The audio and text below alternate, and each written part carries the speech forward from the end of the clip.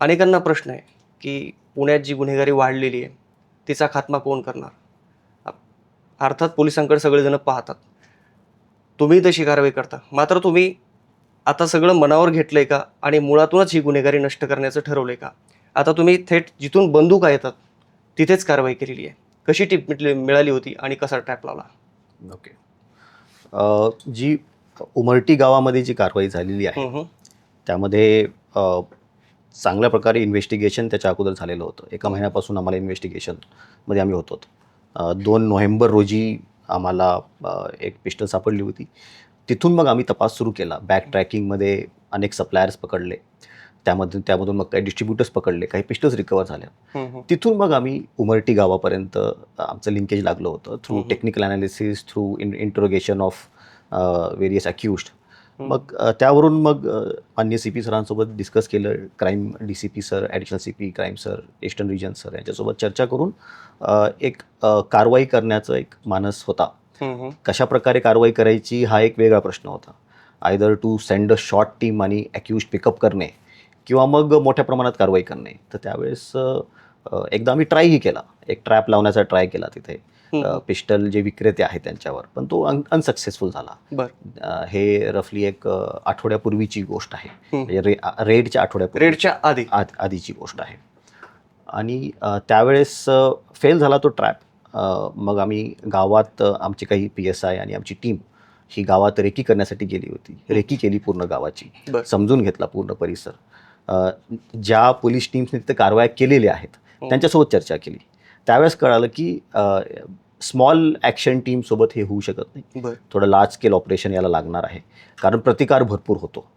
आणि त्या अनुषंगाने तिकडनं पण प्रतिकार होतो भरपूर. म्हणजे या आधी पण झालेलं आहे, याच्या अगोदर पण झालेलं आहे.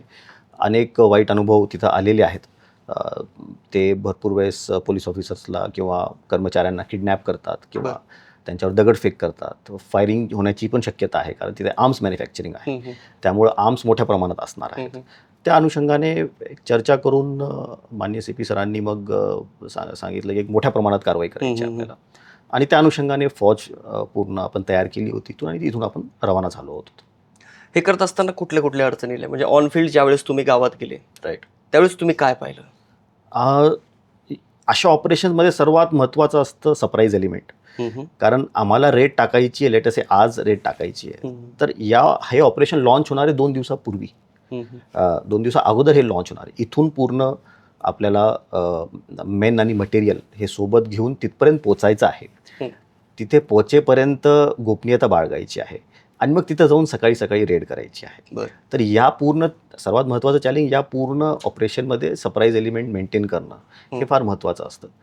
त्या अनुषंगाने सरप्राईज एलिमेंट मेंटेन केला गेला. भरपूर कमी अंमलदारांना जे आमच्या सोबत गेले होते त्यांना माहिती होतं की एक्झॅक्टली काय करायचं आहे. ऑफिसर्सला नक्की माहिती होतं, पण इवन आमच्या टीम मेंबर्सला माहिती नव्हतं की एक्झॅक्टली काय करायचं आहे. बट नीड टू नो बेसिसवर ते टास्क असाईन केले होते आणि त्याप्रमाणे गोपनीयता बाळगली होती. त्याचबरोबर हा जो परिसर आहे, हा परिसर जिथं आम्ही रेड करणार आहोत त्यांच्या खबऱ्यांनी एकदम मापलेला हा पूर्ण परिसर आहे. तर त्यांना चुकून तिथपर्यंत पोहोचणं फार महत्त्वाचं होतं. त्यासाठी आम्ही त्या जिल्ह्यामध्ये हॉल्ट न करता त्याच्या बाजूच्या जिल्ह्यामध्ये आम्ही हॉल्ट केला होता. 1-2 जिल्हे सोडून आम्ही तिथं हॉल्ट केला होता आणि मग तिथून डायरेक्टली रात्री 12 वाजता निघालो होतो. सकाळी 4 वाजता आम्ही रेड सुरुवात केली होती. तर ही गोपनीयता बाळगणं फार महत्त्वाचं आहे. त्यासाठी पूर्ण माझ्या साथीदारांनी, जेवढे माझे ऑफिसर्स आणि अंमलदार होते. किती साथीदार होते सगळे? 105 जण आम्ही. एवढा मोठा फौजफाटा? यस. म्हणजे काहीतरी चकमक पण होऊ शकते तिथे. येस, पण बंदुकीने प्रतिकार केला जाऊ. त्या अनुषंगाने ज्यावेळेस माननीय CP सरांसोबत ही पूर्ण चर्चा झाली, भरपूर दिवसापासून हा विचार विनिमय चालू होता एक्झॅक्टली कशा प्रकारे कारवाई करायला पाहिजे. त्यावेळेस आम्ही डिसाईड केलं की कारवाई करायचीच आहे, तर मग पूर्णपणे कारवाई करायची. सो पूर्ण तयारीनिशी जायचं. म्हणजे तुम्ही पण पिस्टन वगैरे लोड करून गेले? बिलकुल. तुम्ही पण होते? बिलकुल. माझ्यासोबत सर्व माझे जे स्टाफ होता तो बुलेट प्रूफ जॅकेट, वेपन्स यासोबत होता. लेटेस्ट चकमक झालीच तर QRTची टीम आम्ही सोबत घेऊन गेलो होतो. एखाद्या वेळेस लॉ अँड ऑर्डर सिच्युएशन निर्माण होऊ शकते, गावकरी जमू शकतात, दगडफेक होऊ शकते, जाळपोळ होऊ शकते. त्यासाठी आम्ही आमचा रायट कंट्रोलचा जो एलिमेंट असतो पुणे पोलिसांचा तो पण घेऊन गेलो होतो. गॅस गन सेक्शन आणि गन सेक्शन, प्लास्टिक राऊंड्स हे सर्व आम्ही तिथे घेऊन गेलो होतो. मध्य प्रदेश पोलिसांची कशी सहायता भेटली? चांगली सहायता भेटली आम्हाला. आमचं कॉर्डिनेशन मध्य प्रदेश ATS सोबत होतं आणि त्यांनी आम्हाला भरपूर सहकार्य केलं. ते आमच्यासोबत होते रेडमध्ये.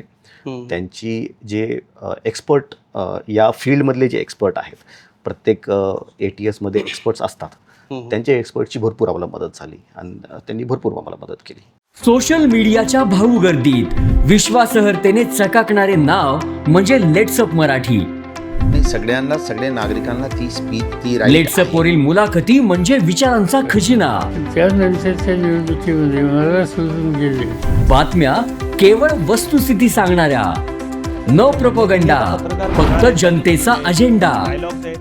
क्योंकि आने वाला कल जाने वाला है, जाने वाला कल आने वाला है. राजकारण, मनोरंजन असो की क्रीडा क्षेत्र, महाराष्ट्राची स्पंदने संवेदनशीलतेने टिपणारे माध्यम म्हणजे लेट्सअप मराठी.